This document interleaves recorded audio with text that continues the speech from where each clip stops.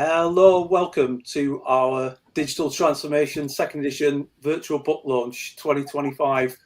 Thank you, people, for joining us today, and thank you to all my co-editors and guest speakers today as well for joining us. We've got a fantastic lineup today for you and a great cast here, and I'm going to ask my colleagues now to just quickly introduce themselves in their various capacities today.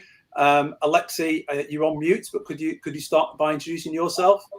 Yes, hi everyone. I'm Alexei Heinze. I'm one of the contributors to this exciting digital transformation book, and obviously the chapter 4 for me is the new innovation that we have been working on, looking at sustainability and digital transformation for organization, with a focus or case study of corruption as well, with my colleague Fredo Jimenez from Catch Business School in France.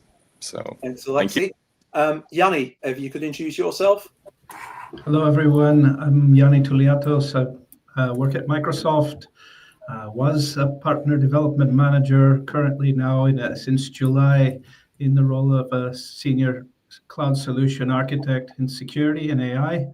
And it's been an honor to contribute to the chapter on securability and cybersecurity. Yanni, Tim? Hi everyone, my name is Tim Griggs. I'm a director at a company called Arup. We're a large engineering and design consultancy, and I lead our digital transformation practice there. And I contributed to the book with a case study around Arup and the global transformation program that I led on. Thanks, Tim. Tina?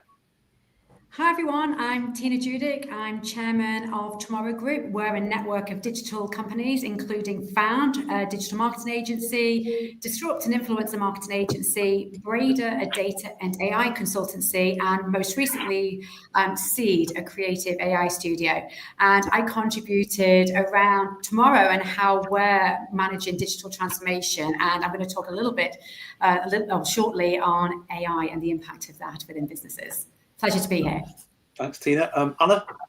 Hello, everyone, and thank you for joining us today. I am Ana Cruz. I am an associate professor at City College, University of York European Campus. I had the pleasure to contribute with a chapter with Yanis on securability and cybersecurity, and with Jan Chen on digital transformation in services. And one of the key aspects is also that we feature plenty of global and international case studies that cover different geographies, but also different sizes in different types of industries. So thank you very much for joining us today. Thanks, Anna. Marie? Yeah, hi, my name is Marie Griffiths. I'm one of the co-editors, and I've contributed a number of times through the book.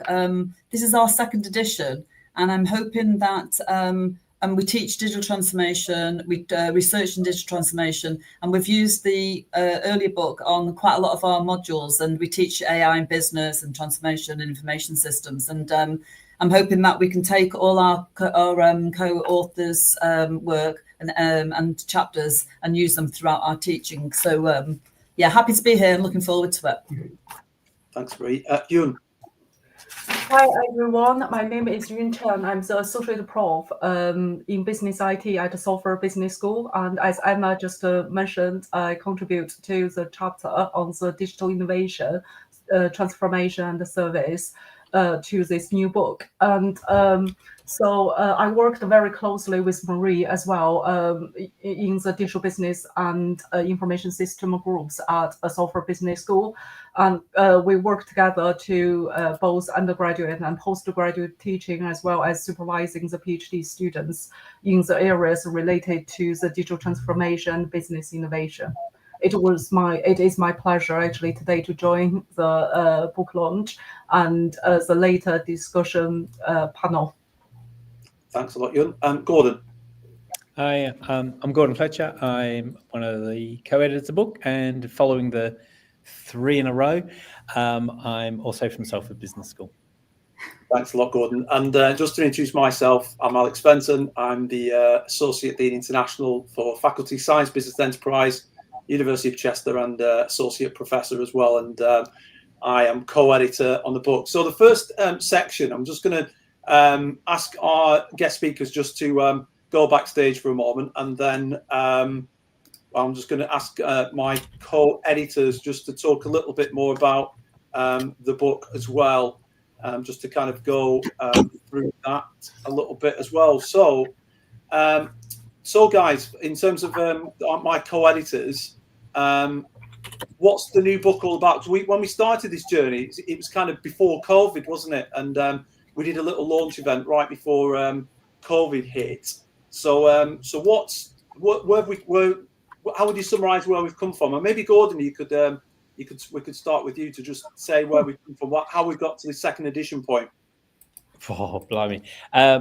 Well, I think the key message or the key change, isn't it, that post-COVID, the words or the phrase digital transformation possibly became the second most overused phrase, certainly in the UK, for about 18 months, used and abused, I think.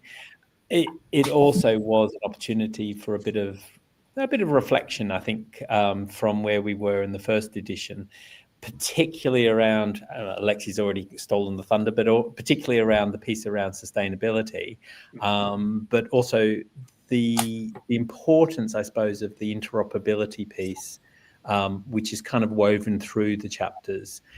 It was also a bit of a reflection, I think, on some of the lessons learned post-COVID that really needed to be part of the book. I think, sort of time itself pushed us on in a way that might not have happened otherwise. So it is very much a product of its time.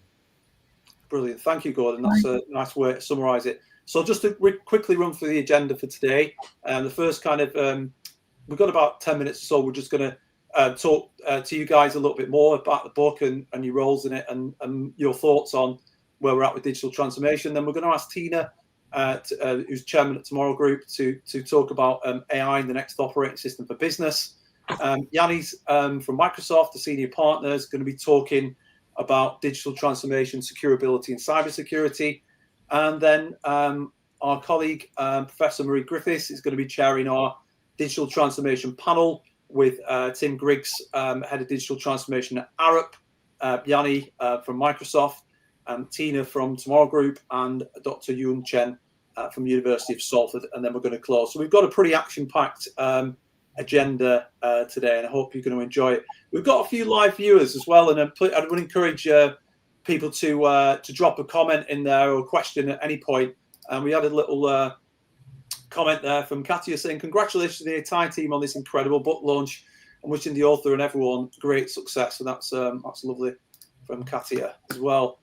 So in terms of the overview of the book then, guys, I've kind of summarized a little bit into this slide some of the things that you'd expect coming from the book. Maybe Maria could bring you in on this one in terms of your thoughts on this second edition and where we've come from.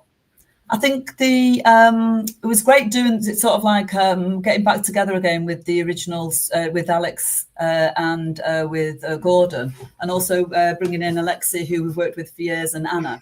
And I feel as this we have this conversation quite often about digital transformation. The digital transformation is nothing new, yet because we've had it in different guises for years and decades. But the second that we've actually sort of put anything into print or into film as a book, we're in that sort of situation where it's moving that fast. Technology, all our ecosystems and businesses and the use of technologies are using that fast. It's almost this second edition had to be written because of all the movements with AI, as Gordon mentioned. But we're almost in sight of what's our third edition going to be like. I like to say that for us, but we've not even got this book out in print yet. But it's such a fast-moving pace, technology, and all these emerging technologies, digital transformation. So it was a great sort of a nice sort of get together, but a really sort of a good experience of putting it all down on paper, really, or on screen. Yeah. And that's my sort of like take on it.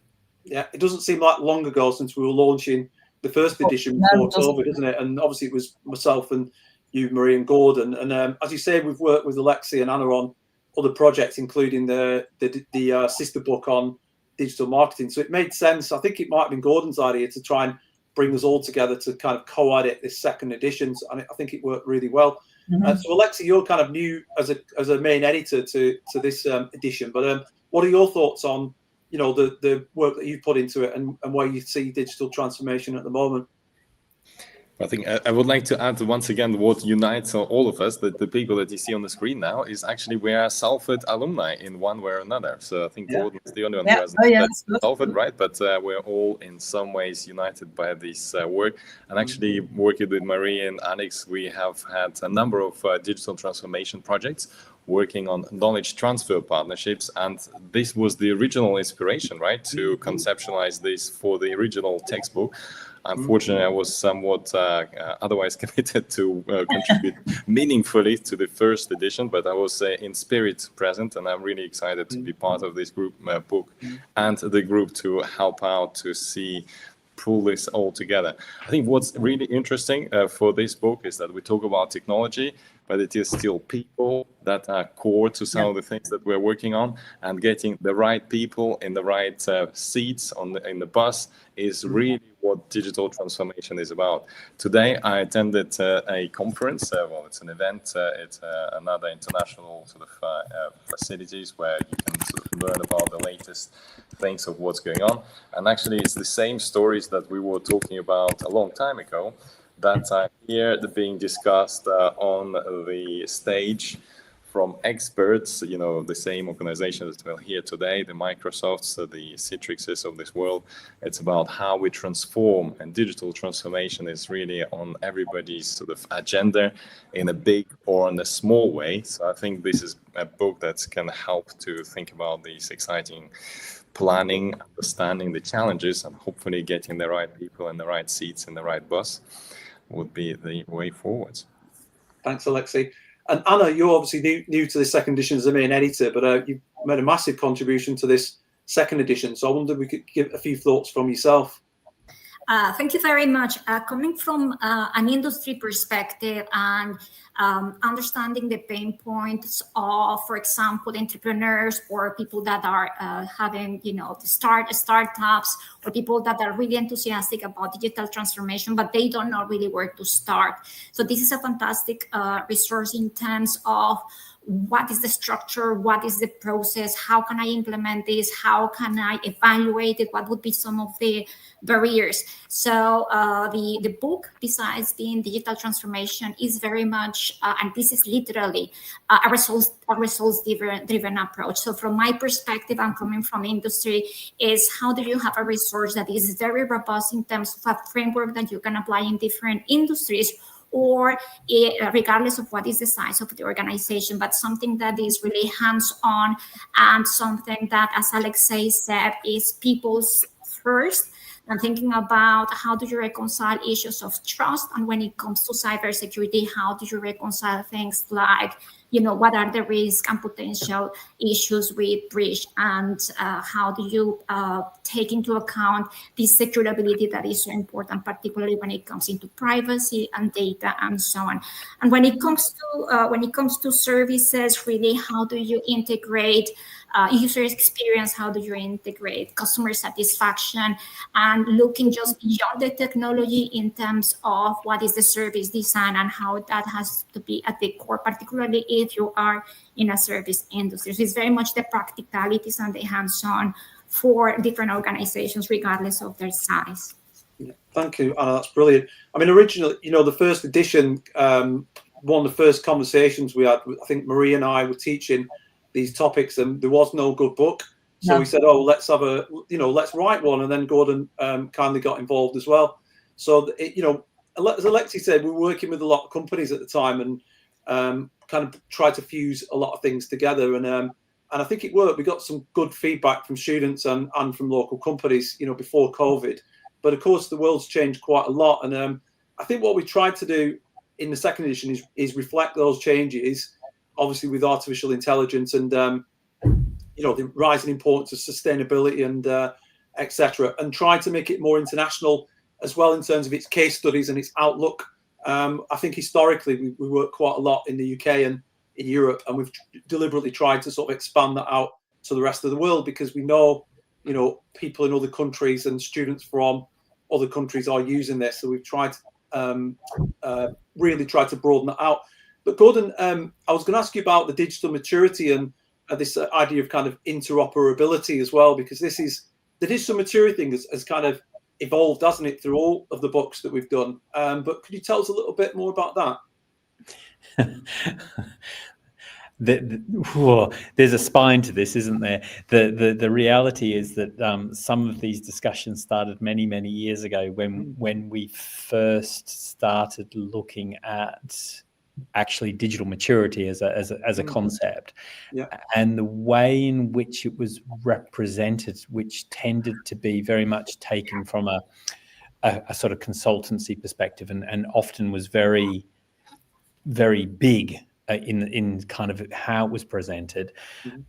So there was a conversation, it could well be more than a decade ago, which came back to, can we not possibly represent digital maturity in a way that sort of stands the test of time?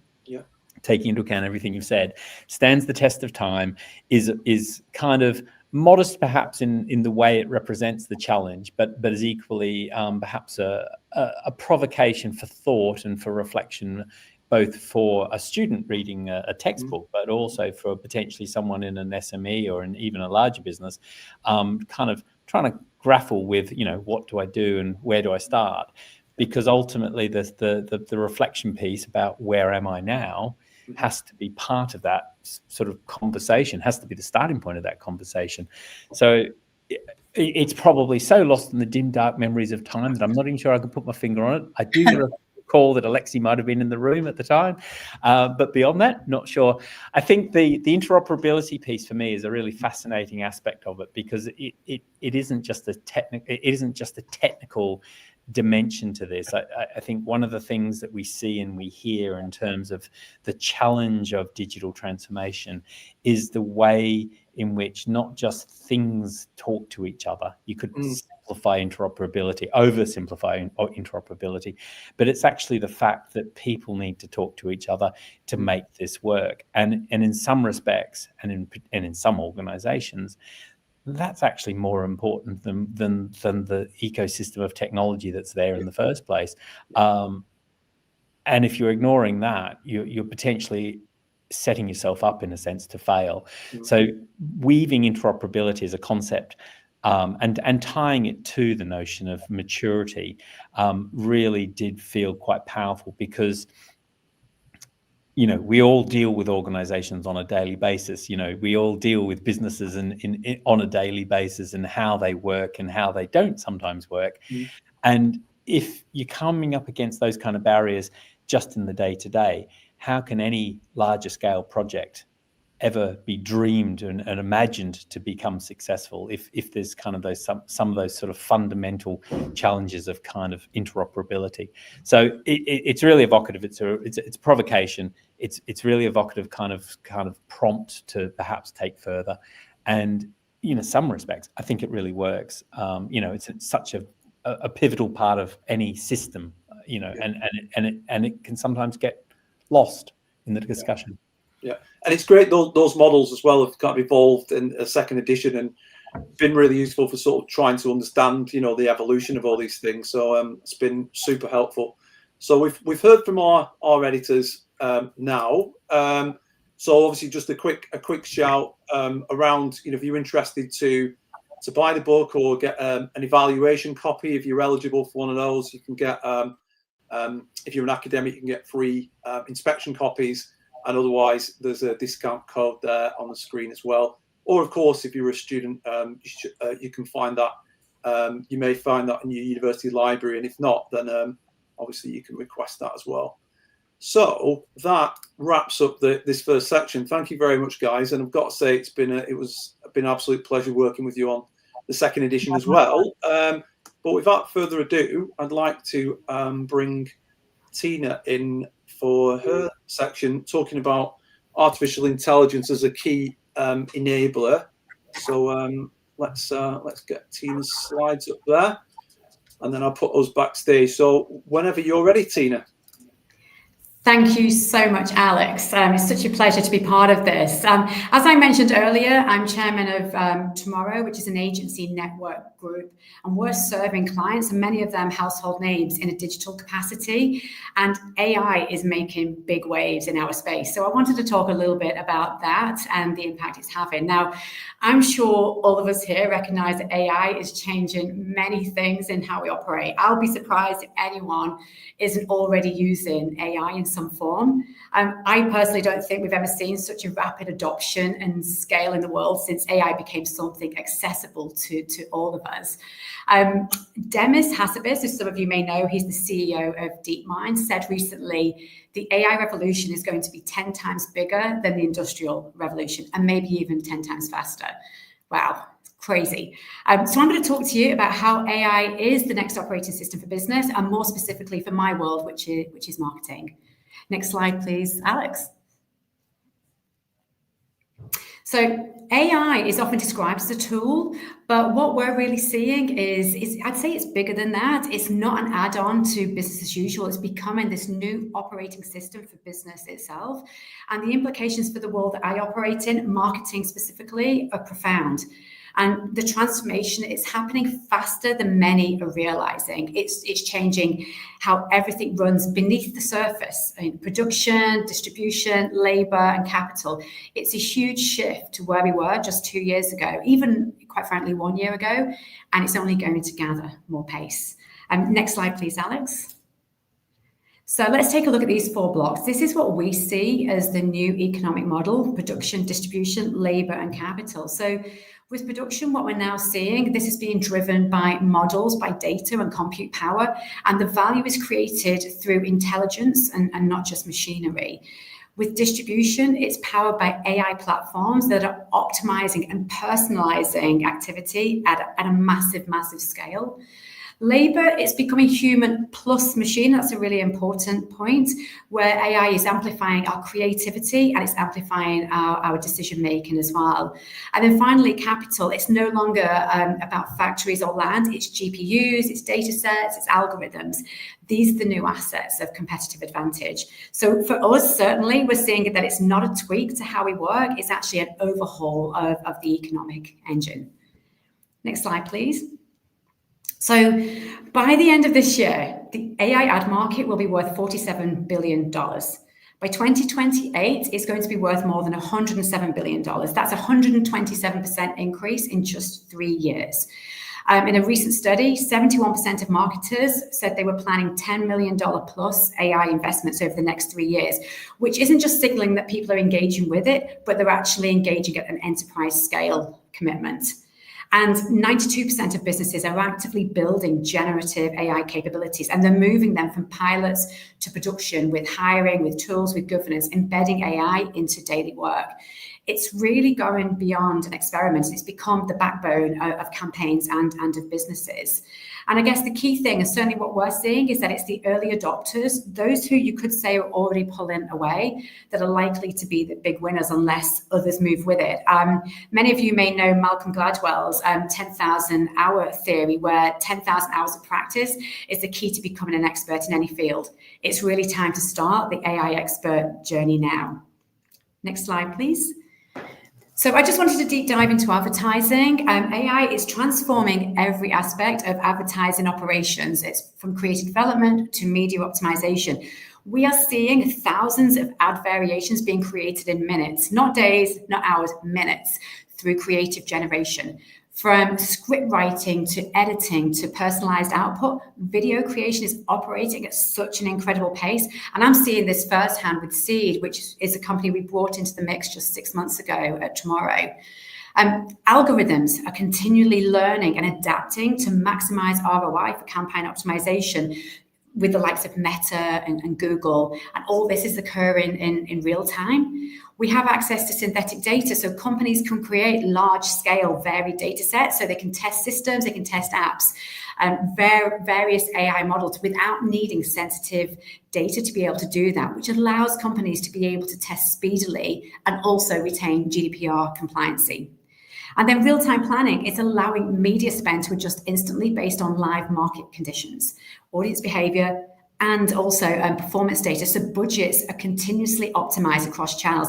And that's what we're seeing. Certainly in Found, one of our businesses where we focus a lot on paid media activity, we're applying various AI modelings as well as working with our team to really deliver next level performance for their accounts. As I said, it's become a real backbone for decision making and creative scaling. And one small example of this was Facebook. They have a platform called Ad Llama. It's a model that generates ad copy using real performance data. It boosted a click-through rate by nearly 7% across 35,000 advertisers when it launched. That's AI moving needle just in measurable ways. Next slide, please, Alex. And search is also being rewritten. I'm sure many of you are already operating differently when it comes to search. I know I am. I have been for some time. It's no longer just about Google. It's marketplaces. It's social media platforms. However, the biggest shift that we're really seeing in the moment is the uptake of generative search platform use, ChatGPT, Claude, Perplexity, and most recently AI mode that was introduced by Google. And the impact of this is that ad spend in AI search is going to jump from $1 billion in 2025 to $26 billion by 2029. That's a 2,500% increase in just 4 years. Incredible. Google AI Overviews is already changing 12.8% of search behavior. And what I mean by that is that it's reflecting the share of search volume where Google now shows AI-generated summaries rather than the traditional results that you were used to seeing. And 86% of SEO professionals are building AI into their strategies. Quite frankly, it should be 100%, not 86%. And this almost wasn't occurring over a year ago. Search has changed. It's no longer 10 blue links, it's summaries, it's overviews, it's conversations. And this is forcing us all to think about how visibility and how discovery works. Next slide, please, Alex. So I thought I'd share the critical future trends that we at Tomorrow believe are reshaping the advertising and search landscape. AI is shifting from a support role to core infrastructure. It's shaping how campaigns are planned, how they're executed, and how they're measured. Zero-click dynamic means users are increasingly getting answers without leaving the results page, without leaving Google, without leaving ChatGPT. So this is forcing brands to rethink visibility and authority beyond what they used to do for traditional rankings. Creative and data finally converging, super exciting. It's making it a real powerhouse of performance. We're moving from pilots to AI native campaigns where creativity and data science are no longer separate disciplines, they're working together as one. And modular AI stacks are giving us a real flexibility. We're not just buying into one big tech solution, we've got the opportunity to work across multiple solutions. And then lastly, and this is a big one, like those who effectively manage and navigate regulation and ethics will see it become a competitive advantage. It's a huge amount of change and it does need to be navigated well. Next slide, please, Alex. But let's be honest, it's not all opportunity. With transformative power comes risks we need to take seriously. And we're always discussing and planning for what might be next tomorrow. Bunch of stuff I've listed here: black box models, regulatory shocks, skills gap, algorithm and bias, vendor lock and consumer trust. I'm sure there's many more that some of you would list as well. But just to talk through some of these, black box modeling, that's making decisions for us hard to interrogate because it's limiting accountability and it's restricting how far we can optimize and understand performance because we don't know what's happening. Regulatory shocks, it's still a highly unregulated space at the moment, so we could see changes occur overnight, which is going to disrupt strategies, it's going to force rapid compliance adjustments, it's going to change how we operate in different markets. The skills gap threatens progress. Without enough AI literate talent in organizations, even the strongest strategies, they risk stalling at the point of execution. I was only reading this weekend, Accenture have just laid off 11,000 staff as part of an AI restructuring program. Part of that layoff because people reskilling isn't seen as the viable path for the skills that they now need for the business. Algorithmic bias, we've probably all seen it, when we're in Instagram, whether you're on X, that actually if it's left unchecked, it can reinforce prejudices, it can skew decision-making and cause lasting damage to brand reputation. So we've got to be very mindful of that. Vendor lock-in, I touched on it before, you shouldn't be locked in to platforms because so many changes are occurring over time. It's on businesses to look at what an AI stack could look like and how they can switch in and out of them. And then consumer trust is huge. AI is really new to people. I'm in the middle of it, at the heart of it, but many aren't. So there's a huge amount of skepticism around AI generated content. And so without transparency and quality control, brands could well suffer. So these are just some challenges we face. I'm sure there's more, but it's also very exciting as well. It's a new space to be involved in. So let's look to address these. Okay, next slide, please, Alex. So at Tomorrow, we committed some time ago now to being AI first. However, our focus is very much on it being AI plus human, and that's what's going to see us excel. For us, it's coming down to 3 simple things: being it, doing it, selling it. This isn't just about adopting new tools, it's about rethinking how we work together, how we support our teams, and how we deliver more value for our clients. We're not here to replace human creativity. AI is here to take away the repetitive work, to give our people more time for ideas, to strengthen the insight behind the decisions that they're making, and to give more time to human partnerships as well. Next slide, please, Alex. So this is a framework that we've built for our own business AI transformation, and we've built it around 5 core pillars to be able to move ideas into actual measurable impact, which is the biggest thing that we need to be focusing upon. So first one being, we're embedding AI into every corner of the business. We're not seeing it as an add-on. We're running it through client strategy, client development, operations, and performance measurement. It's become part of how the whole business is working. And an important one, we're prioritizing effectiveness over novelty. It can be so easy to go, oh, cool, shiny thing, let's try that, let's apply that. We're not doing it. We're focusing on speed, quality, and commercial outcomes, not chasing the tools that we may do something, may not. We're focusing on what are the results that we can absolutely have an impact on quickly so we can adopt them and then grow them. We're equipping every team to be AI first. We're giving teams the training and the tools that they need. So the AI is not seen as this scary thing to them, but it's actually becoming a natural part of daily work. It's enabling them to really succeed in their role, to become stronger, to become faster, and to become more effective in what they're doing. And then we've changed and redesigned some of our processes and put AI at the core of it, and try not to settle for just small tweaks, but reimagining what the workflows are from the ground up so that they're designed for AI plus human collaboration and not just AI bolt-ons. And I guess the key thing for us, again, we have a number of clients that we're servicing, so it's on us to build a reputation for action in the space. So yes, of course, talking about AI is super easy, right? But leading with AI means proving it through execution, through measurable results, and scaling beyond pilots. And this is what enables us to be able to build credibility in the space.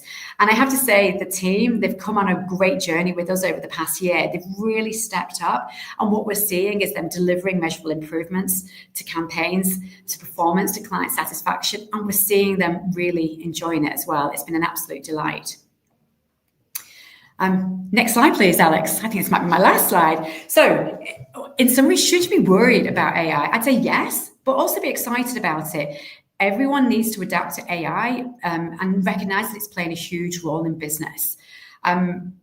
The future isn't going to belong to the strongest, or not necessarily even the smartest. It's going to belong to those who adapt faster and faster than the future actually arrives. So predicting what's next and working towards that.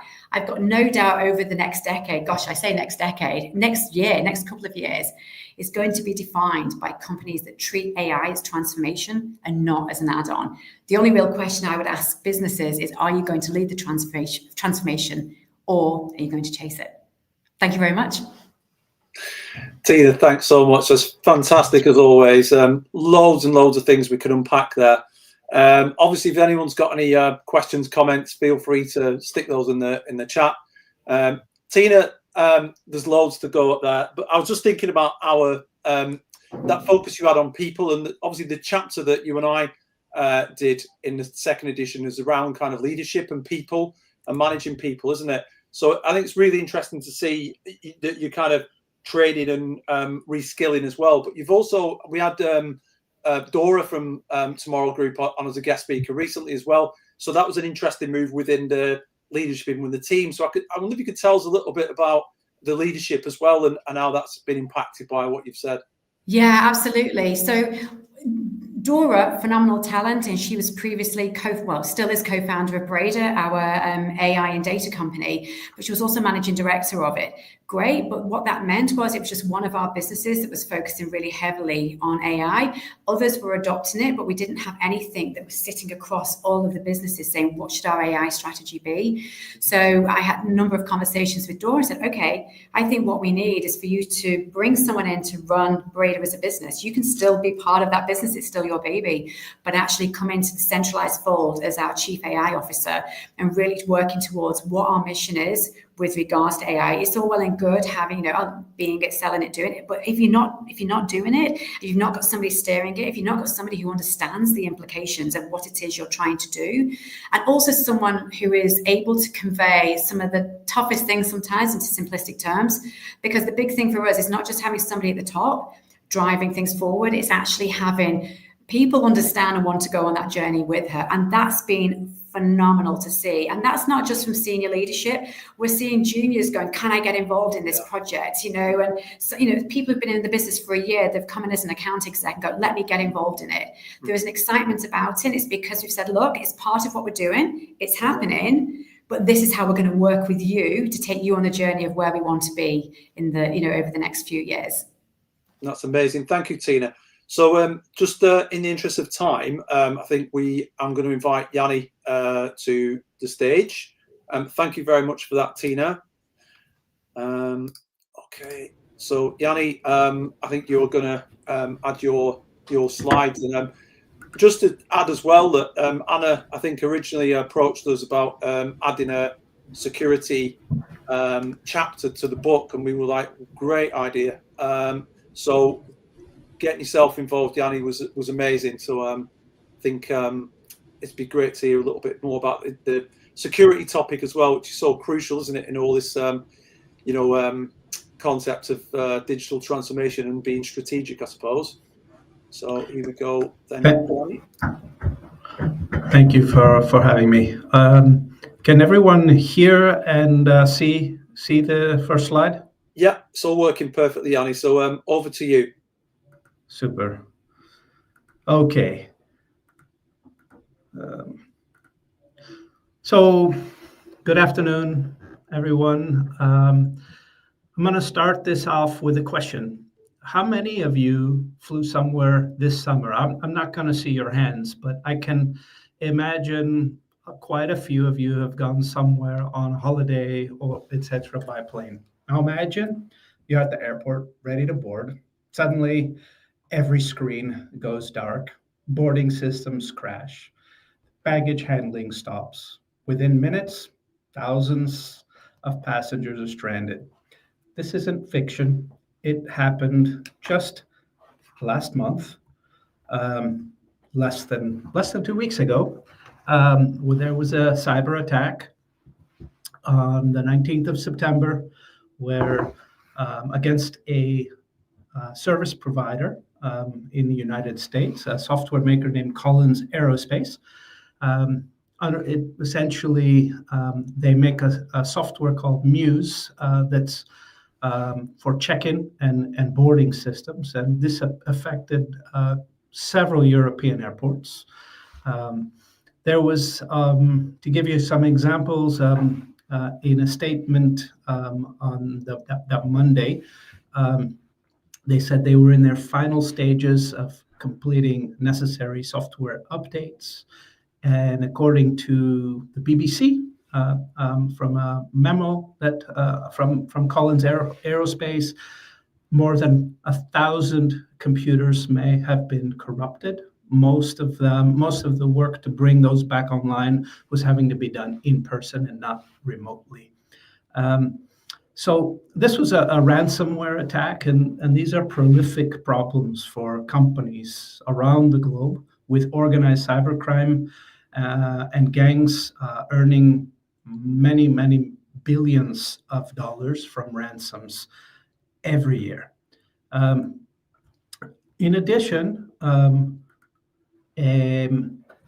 just yesterday, just on the 30th of September, just to share with you how this is going really, really quickly, and it's hard to keep up to pace.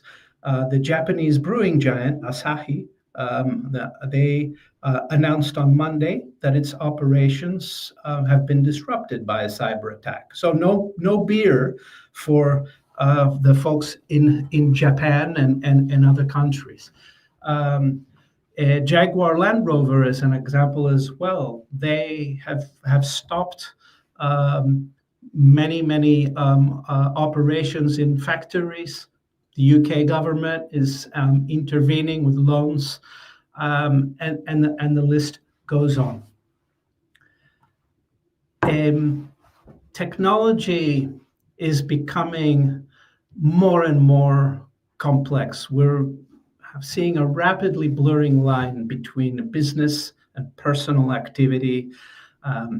And that's created this complexity of the tech environment that's never been seen before. This blurring of the lines results in an overlapping of web, of technologies, many of which companies may not own or manage outright. There's so many devices, personal devices, user groups, data, and it can be hard to keep up with the sophistication of these cyber threats. And on top of that, business and security leaders are facing tougher security choices with fewer resources than ever before. So security is becoming the defining challenge of our times. And we need to face the harsh reality. Small medium enterprises, or SMEs, are experiencing what I would call the perfect storm of cybersecurity challenges. First is financial devastation, while the average global cost of a breach is $4.4 million. In the United States, it's hit over $10 million. For most SMEs, that's not a setback, it's a death sentence. Only 40% of SMEs survive beyond 6 months after a major attack. In addition to that is the scale of attacks. The company I work for, Microsoft, just in 2024 alone, we detected 30 billion, that's with a B, phishing emails. That's like 4 emails per person on the planet. And these are AI generated, personalized, and increasingly sophisticated and convincing phishing emails. Then there's the talent crisis. We need 3.4 million more cybersecurity professionals globally. And the SMEs, they cannot compete with enterprise salaries for this scarce talent. So let this sink in. And cyber attacks are increasing 30% year over year globally. Why are small, medium enterprises or SMEs such attractive targets? Well, this is not random. It's very strategic. Think of a modern business as an ecosystem. So enterprises, large enterprises, have hardened their defenses so that attackers can follow the path of least resistance. So they're going to go through their suppliers, their partners, their service providers, and so on. SMEs are processing customer data, intellectual property, financial transactions, and so on and so forth, the same valuable assets as enterprises, and often, most of the times, with a fraction of this security resources. The quote that I put up here on the screen captures it perfectly. SMEs are the soft underbelly of digital ecosystems. You're not just protecting your business, you're a critical link in the global supply chain. And with digital transformation accelerating, it's like by 2026, estimated $3.4 trillion in investments. Every new digital capability that's added potentially opens a new attack vector. The paradox, you have to digitally transform to stay competitive, but doing so insecurely is business suicide. So how do we resolve this paradox? Through prevention first strategies. I want to be crystal clear. 70% of breaches could be prevented with basic security hygiene. So not expensive tools, no armies of experts, just fundamentals that are done consistently.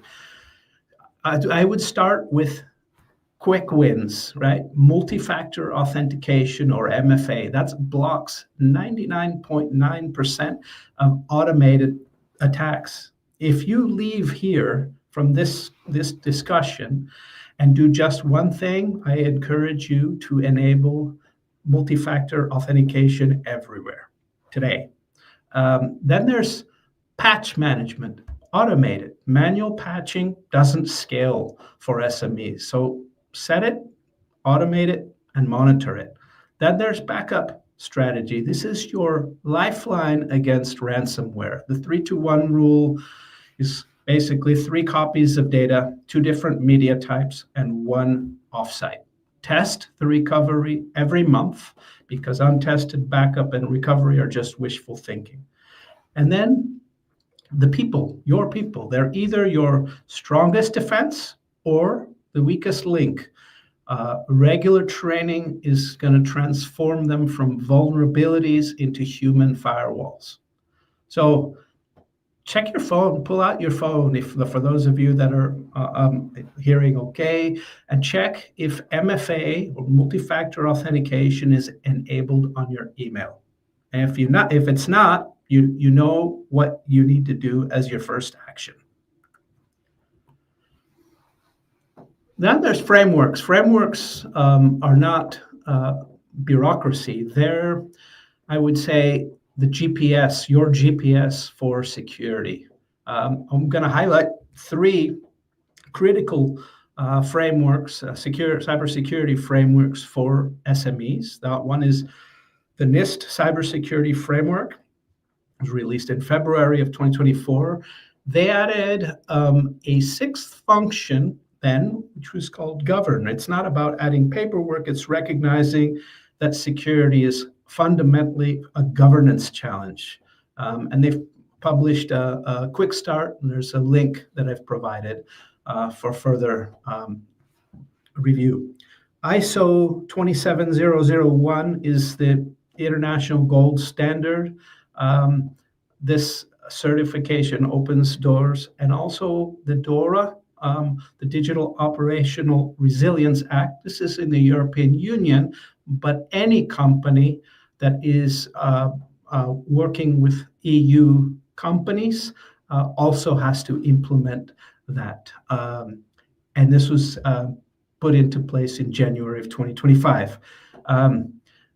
The nice thing about these frameworks is they're interoperable. Start with, at least with NIST's free guidance, and go from there.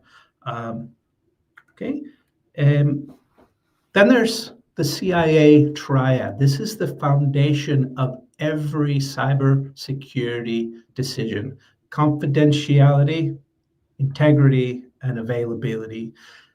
What confidentiality means in simple terms is keeping sensitive data private. Think encryption and access controls.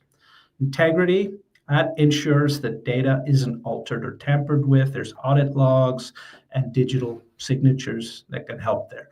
Availability is where it means your systems and your data are accessible when needed. This is where redundancy and distributed denial of service protection come in.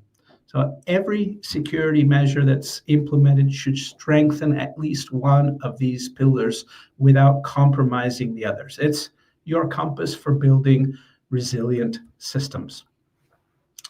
Digital transformation without security is a fast track to failure. So we need to build on 3 pillars. First, security by design, which security isn't a feature that you add later. It's baked in from the start. Second, people first, which are the tools have to be usable. If security is creating friction, people will bypass it. So one example is with MFA. If you're constantly bothered by multi-factor authentication, you're not going to pay attention to it. Trust as advantage. When customers know that you protect their data, the trust becomes a competitive edge. These pillars will turn security from a cost center into a growth enabler. Now let's talk about the elephant in the room, AI. AI is the ultimate double-edged sword. On one side, 61% of organizations reported AI-related security incidents, and most still lack proper governance. We're seeing, as I mentioned before, phishing emails generated by AI that are nearly impossible to spot, and they're crafted in seconds, not hours. And then there's the flip side. Organizations using AI security tools save on average over $2 million per breach, and they detect threats 80 days faster. So company I work for, Microsoft, we just recently launched 6 autonomous AI agents that triage phishing, patch vulnerabilities while you sleep, and learn from every attack to prevent the next one. So we're no longer choosing whether to use AI in security. That ship has long since sailed. The question really is, will you use AI to defend or only face it in attacks? Cyber threats at the speed, the scale, and sophistication have increased so fast, so rapidly, impacting both customers, ourselves. When someone falls victim to a phishing attack, the average for an attacker, the average time to access private data is just 1 hour and 12 minutes.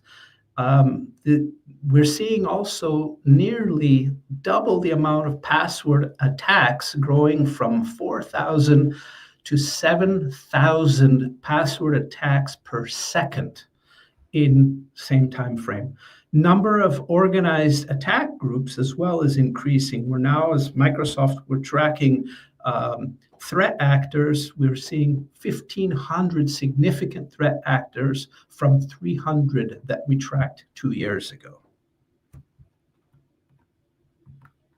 Oops. Zero trust. This is the foundation for securing your digital transformation. It shifts the mindset from trusting networks to protecting assets and data and treating every access request as a potential threat. So no matter where it comes from, inside or outside, so verify explicitly, use least privilege access, and assume breach. I've shared just an example. This is a Microsoft cybersecurity reference architectures. You can access more details at the short URL at the bottom of the screen, but I wanted to give you a view of that. And also to understand how attackers operate and how we can stop them, it's helpful to look at the cyber kill chain. This is breaking down an attack into stages from reconnaissance and weaponization to delivery, exploitation, and beyond. And mapping threats to this framework, we can identify where to intervene, where to detect earlier, and how to respond faster. It's a very complex and a very powerful tool.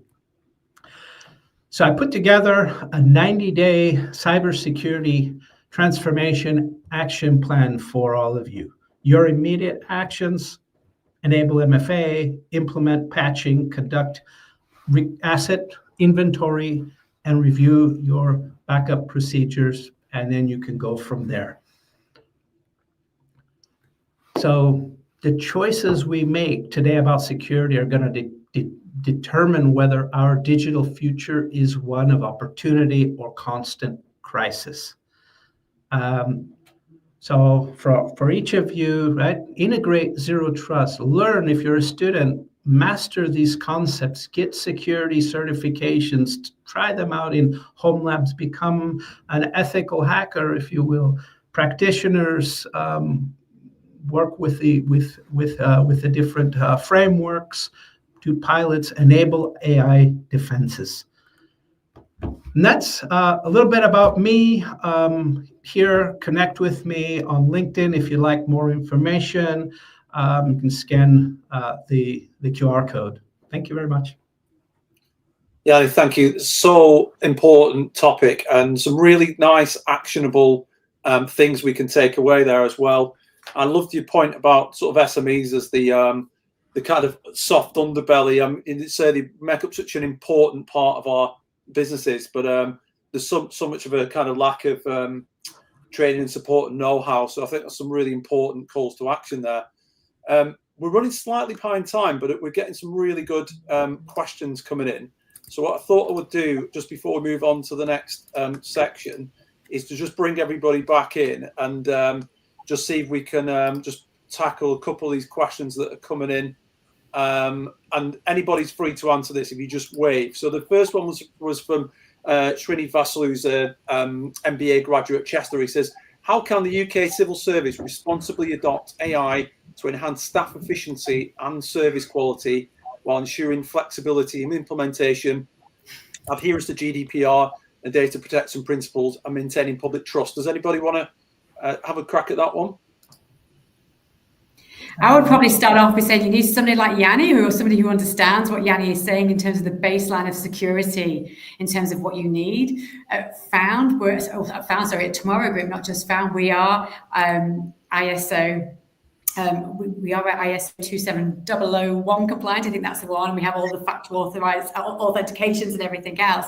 So I think the key thing there is understanding what that level of security is. I won't talk to that. Yanni is the professional on it. But I guess the key point that I would make is determine what it is that you're using, making sure that it's a system, it's a platform, it's a technology that's got the safe protections to it. It's one that is approved by the civil service to be able to use it. And then it's about testing the adoption and testing it in a small space initially. If it works, if you're happy with the protective nature of it, then you can look to then work with the broader business to be able to introduce it as a bigger piece that you would operate. But I think security is probably the key thing when it comes to AI. It's such a huge piece.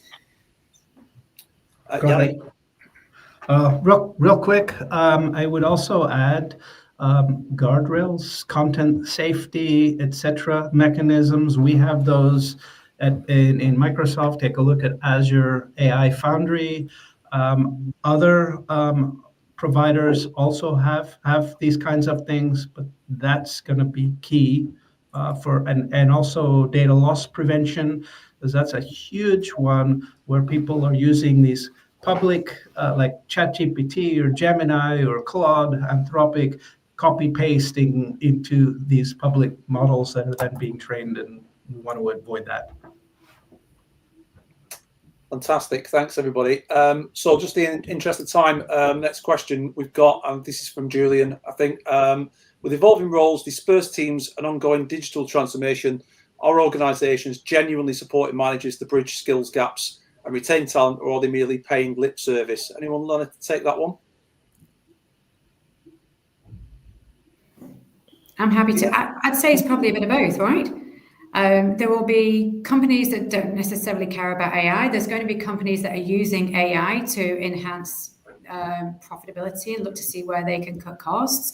There's those who are going to really embrace AI. And this, for me, is what I think is really important. If you're just using it as a way of cleaning up some of the easy manual work that you'd rather not be doing, then you're not going to do particularly well in business in terms of being in a competitive space. If you're using it to really go, how can we enable our team to be more creative, to be more strategic, to be more curious, and that's what's going to have a real impact. So I think the answer is, yeah, there will be some paying lip service, some out of not understanding it, as much as some out of not really caring too much about it. But I think there's many businesses that I'm certainly speaking to as definitely wanting to be able to embrace it.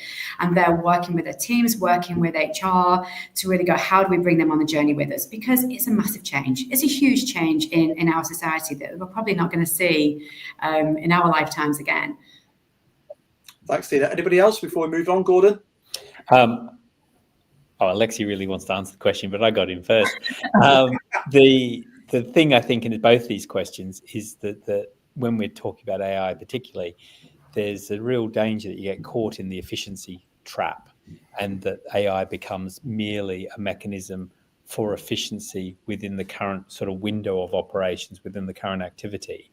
And in a way, that's almost like the wrong question. It should be asking, how is AI enabling the organization to be more productive? How does it bring more to the organization? I'm kind of actually restating what Tina said in academic speak, but fair enough.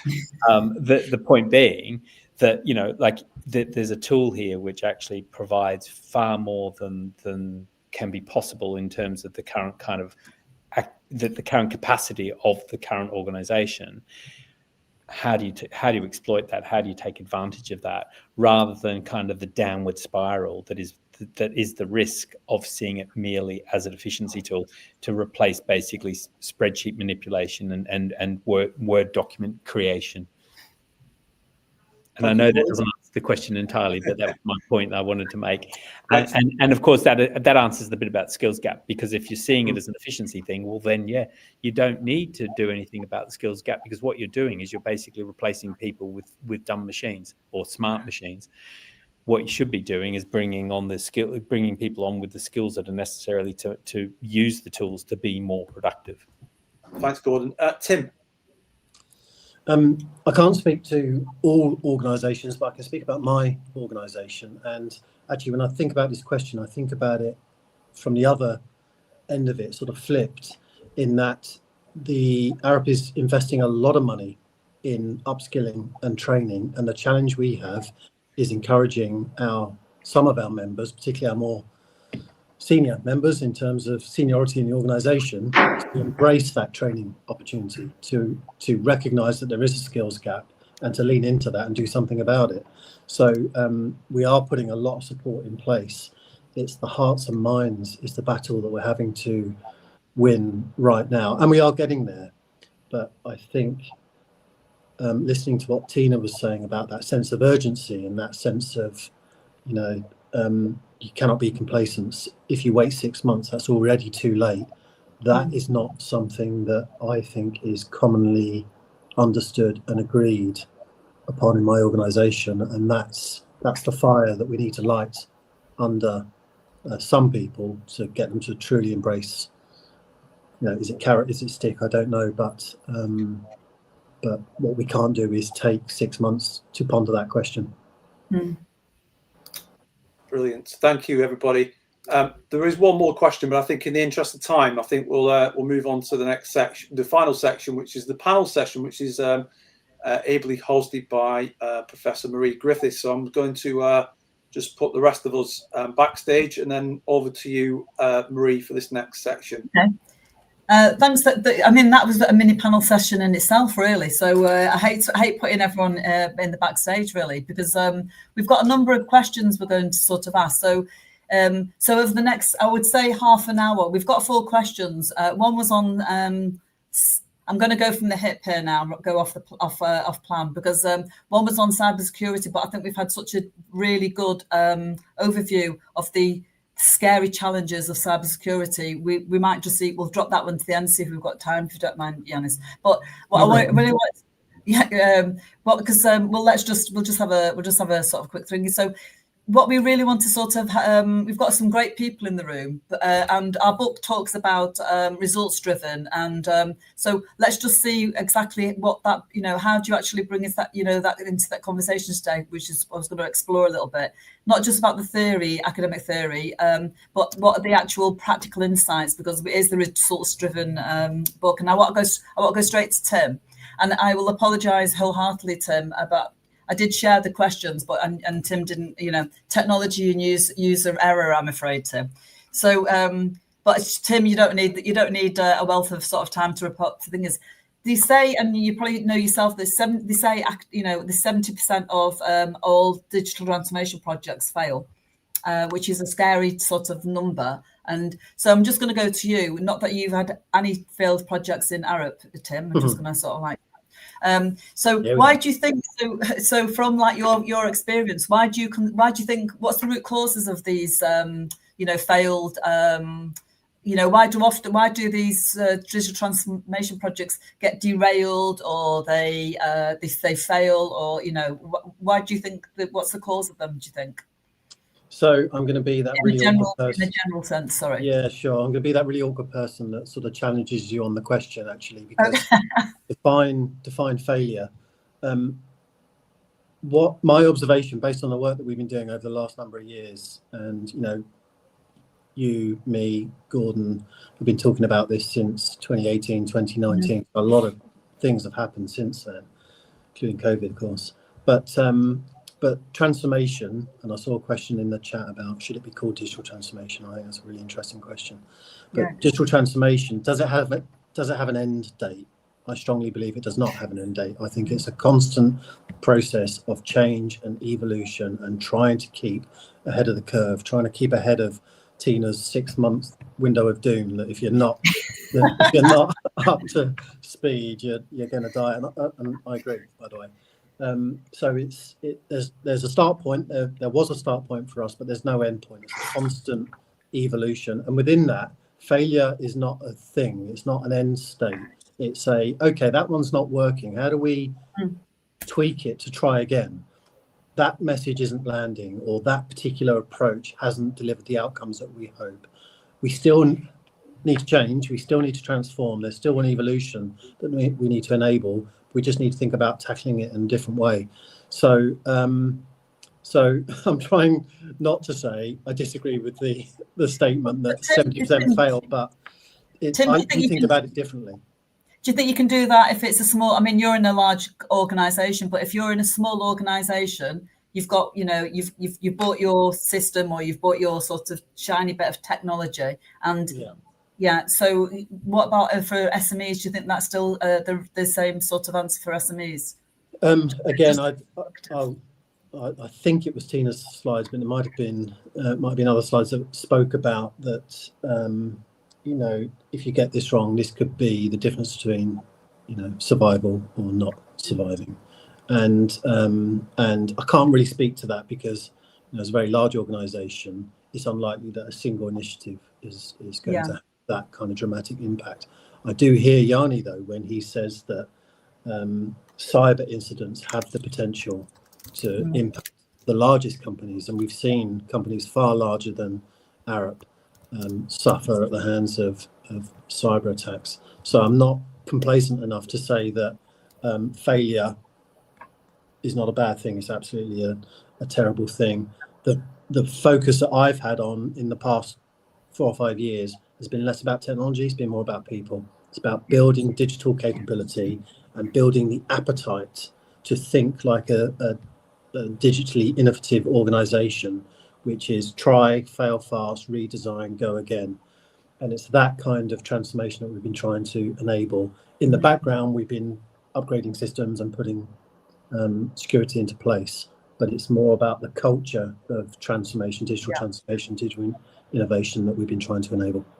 Right, brilliant. I'll just ask. I'll ask another question if you don't mind, and then we'll see what our space is.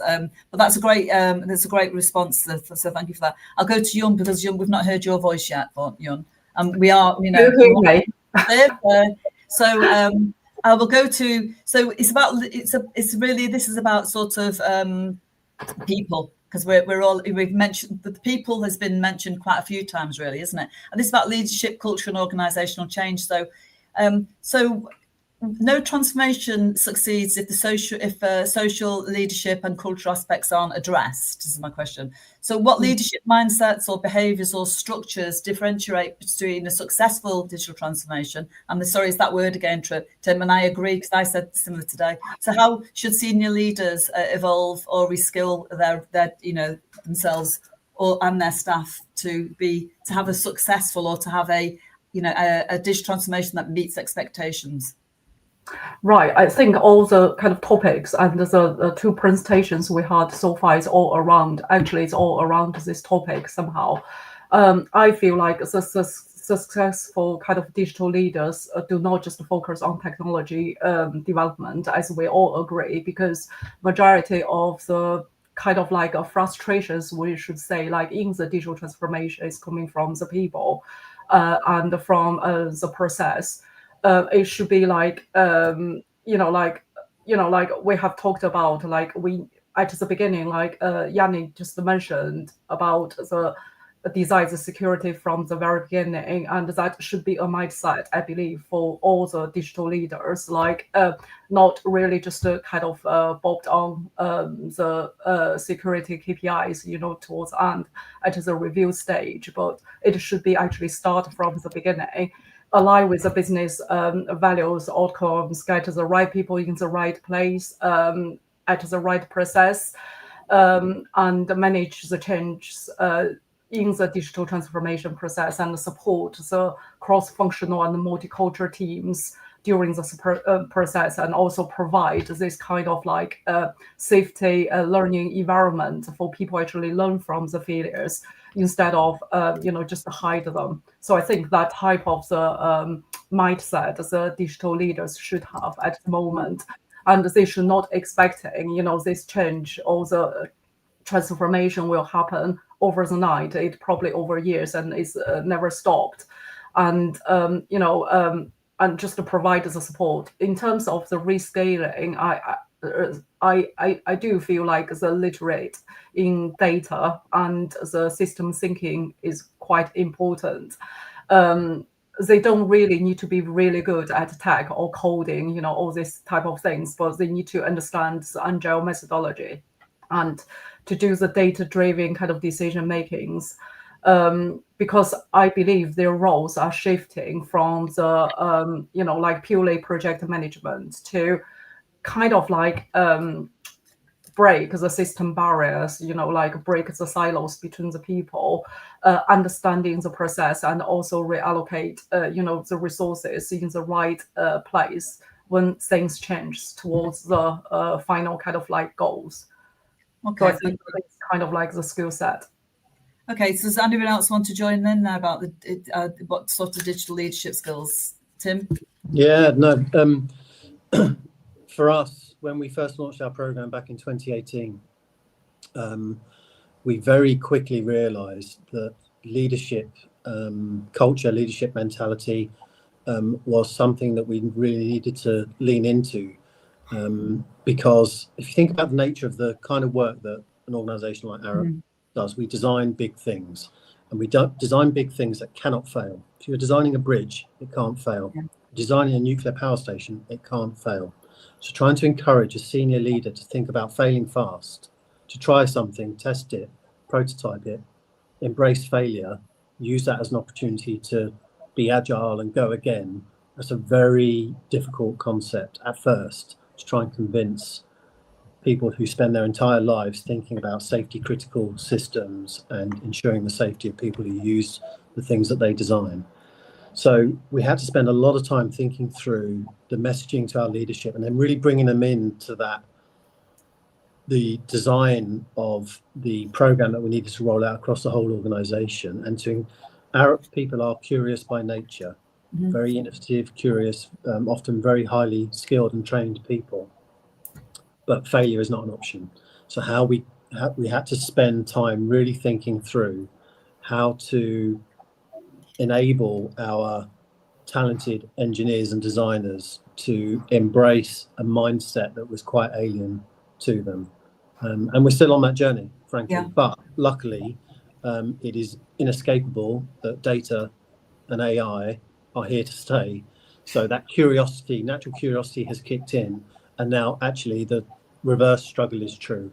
It's hard to try and keep up with their demands around new knowledge, new training, come in and transform my business. So I've gone from 5-6 years ago, walking around with a bell or a bucket saying there's this thing called the internet, you should embrace it, to having too many requests to come in and help transform their businesses. So it's a nice problem to have. Yeah, it is, yeah. But to Yanni's point and to Tina's point earlier, we haven't got the luxury of time. We need to accelerate in order to keep up.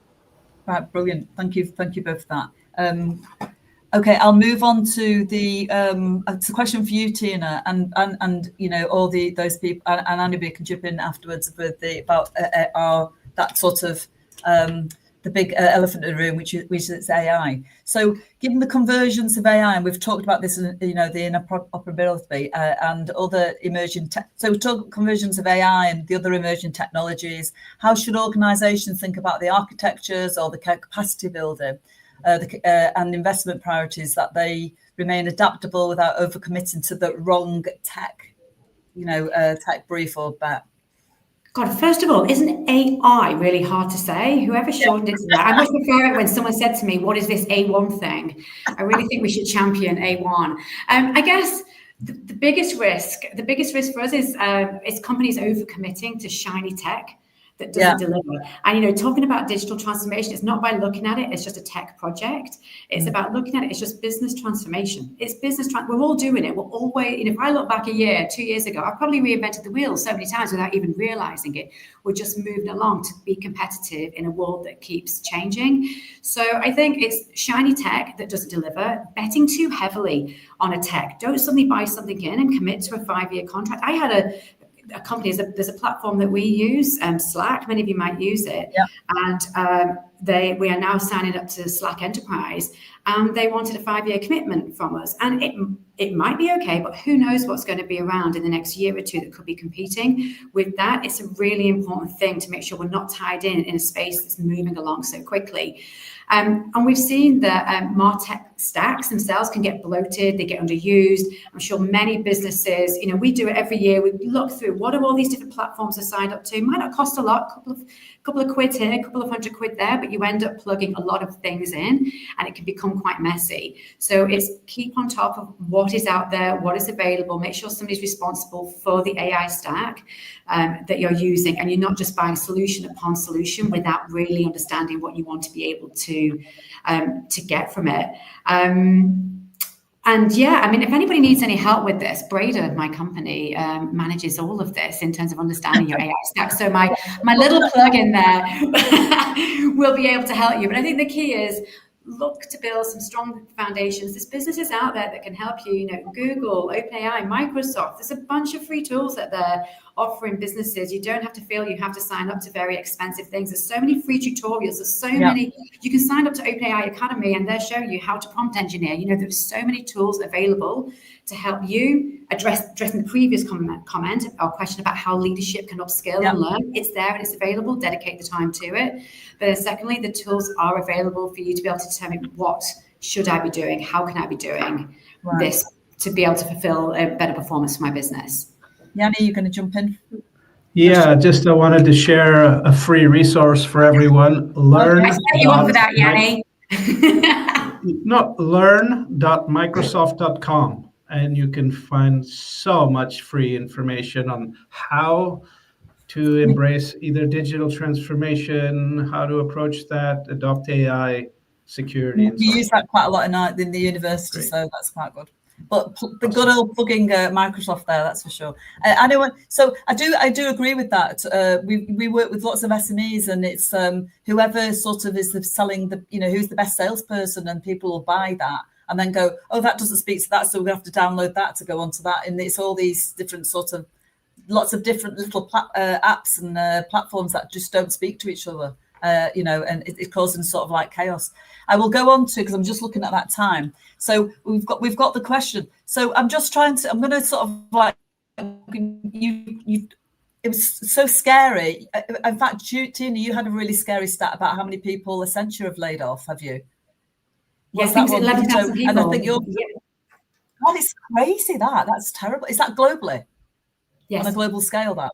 Yeah, God. Yeah, and it sounds by all accounts there's going to be more to come as well. Wow. But Yanni, you did that also was quite scary. But I'll just throw this one into you. We've got I don't want to give you a question that will sort of that you've already sort of answered. But the question is, you've got this security by design. Just this week, you give some really good examples. But last week in the UK, I don't know if you're based in the UK, Yanni. No, I mean, there's a ransom attack gone on children's nurseries. Yes. I don't know if you heard about that, which was really scary. It was scary for parents and scary for all this. And it looked like quite a lot of the reporters and a lot of the sort of journalists were having conversations with the attacker. I seem to sort of think that. So how do you actually sort of, you know, if you think about that sort of that's an example, how do you embed that sort of, how do you build that culture into, say, a regular SME, security by design? Well, look, that's a really great question. We have to start educating and the leadership at the top, as have been discussed a lot. Culture starts at the top. We need to make sure that security KPIs are part of executive scorecards, period. We also need to keep in mind the human element. You know, 80% of breaches come from human error.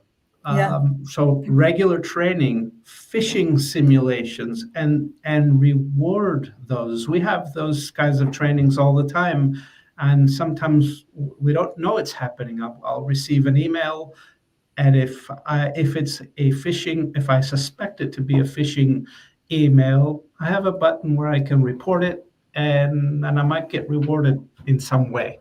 Right? If not, then I'm going to be sent to more training. That's critical. When we need to make normalize security, we need to make it part of everyday language and processes, not just an IT-only concern. I mean, sorry, Anna. Go ahead. No, go ahead. I was just going to say, so just sort of up broader. I mean, we're in university on in term. I mean, looks like it's a constant. This is a constant fight now, really, or a constant battle, isn't it, for everybody in the food chain in your organisation? I mean, go on, Yun. Yeah, another thing. Sorry. I was just going to say, security by design shouldn't be treated as a slogan. It's a survival strategy in a hyper-connected world. Yeah, gosh. Yeah.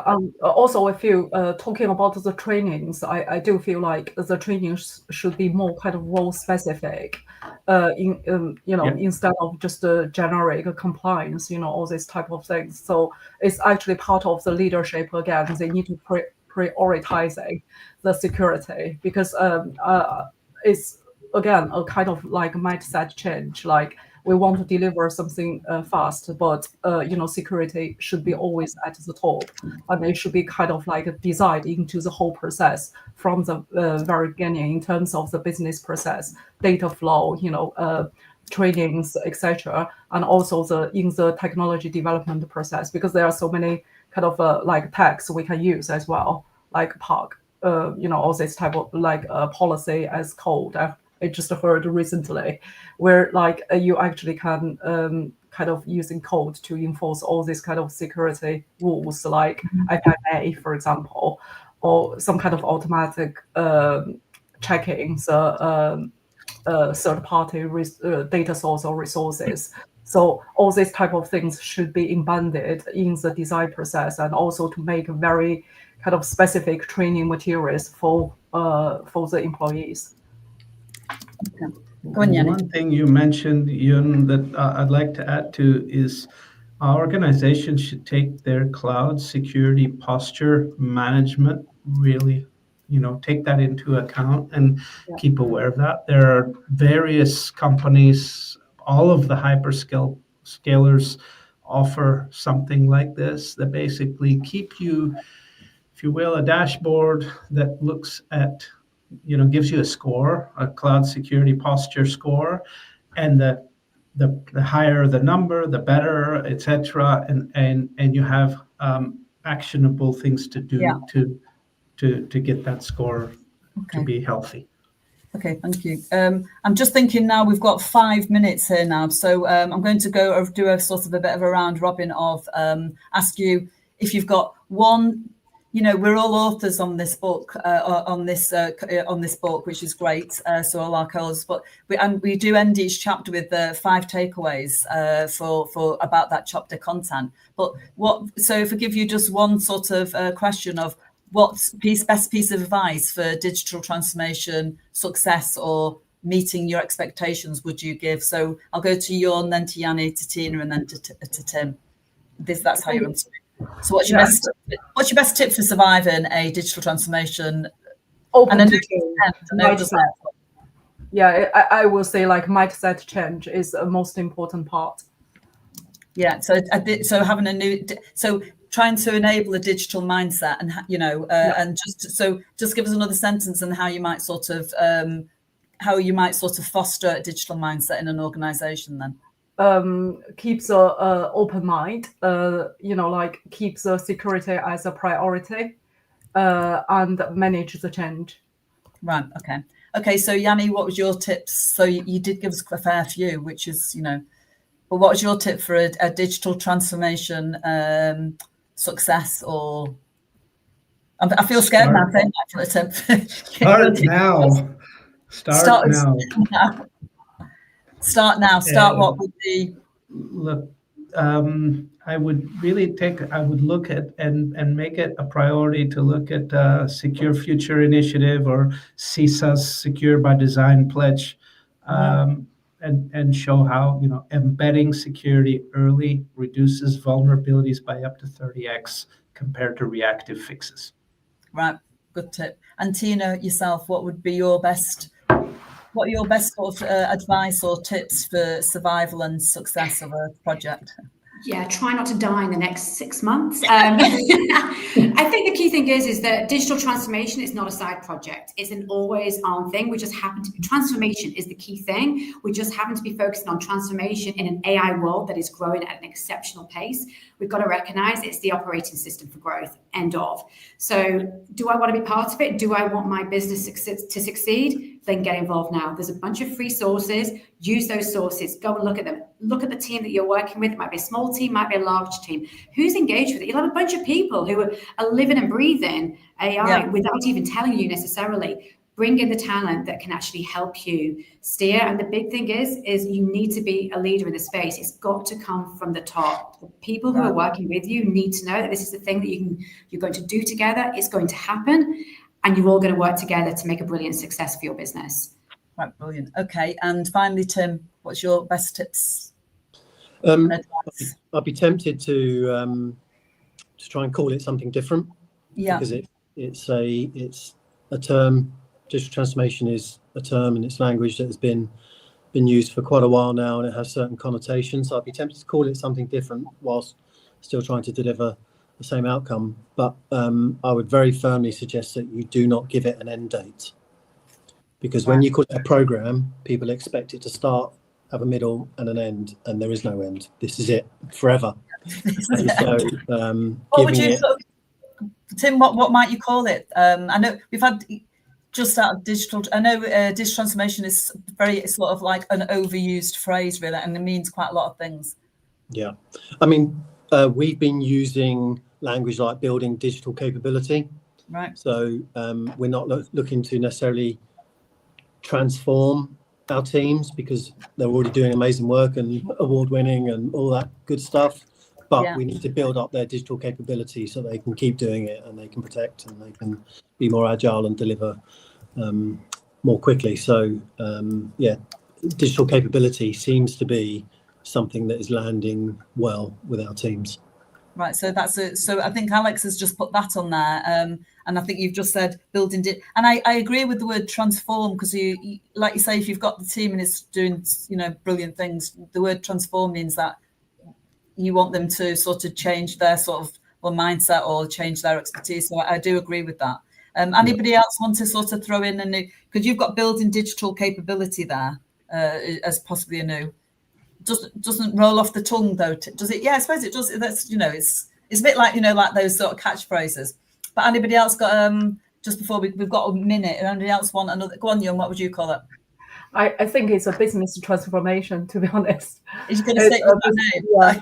Yeah, in terms of the process, in terms of business transformation. Yeah.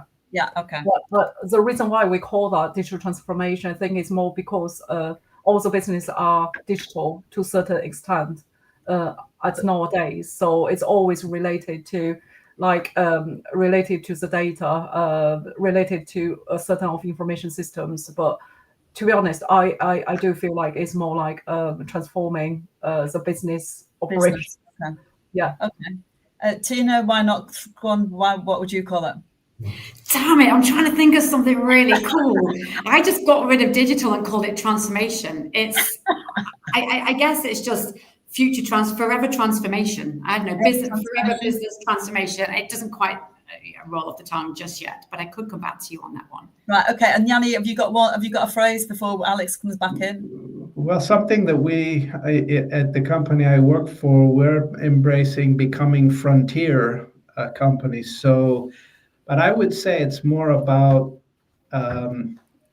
digital transformation is a baseline. AI is the driver. It's more about business model innovation. Business model innovation.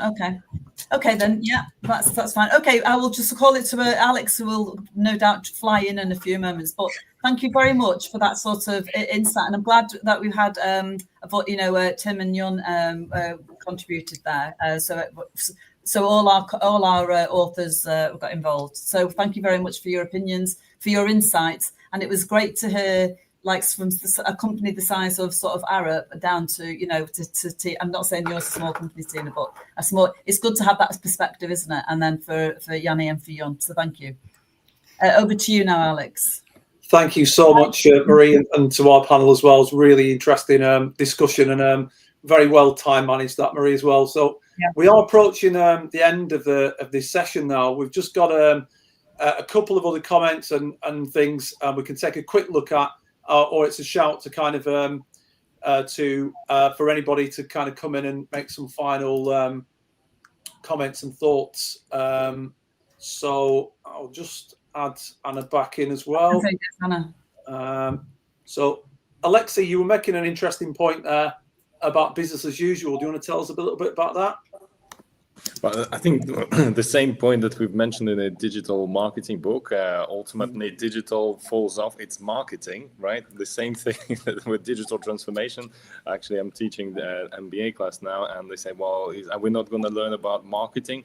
Well, is there marketing without digital nowadays? What could you do? Is there a newspaper advertisement that you think of without considering the impact that you will have online and how it will be shared and everywhere else? So I think the digital is becoming more of a business as usual, and continuous learning, Kaizen, the basic thinking of continuous improvement. And I think what Tim mentioned, the idea of making mistakes, learning from them, and actually moving on, that whole mindset of not being scared to use AI, not being scared to use things, wrestle down technology, put it to the ground, make it do things for you and for your business in a new way that perhaps creates new value for your organization.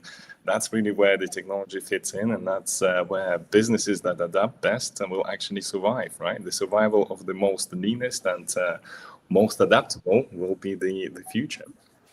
Anyway, Tim, does that not misconstrue your thoughts? No, it's perfect. Almost as if an AI had written it.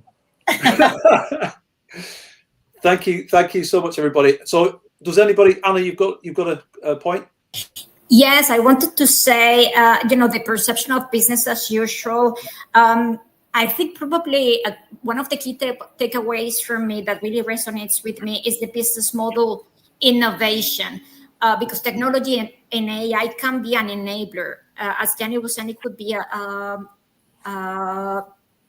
knife that cuts both ways. So for me, it's very important the ability to question and really be ready to disrupt yourself and disrupt your business model. If you're using AI to just make an automation or just the same crappy processes that you have that don't lead to customer satisfaction, that don't lead to better service experience, particularly if you're in healthcare or public services, it defeats the purpose, right? So be ready to really reevaluate your business model, to reevaluate what's happening, because if we look into some of the latest developments, for example, ChatGPT now, you can actually buy inside ChatGPT, cutting the business models like the ones that Amazon has. So it's really redefining the rules of the game.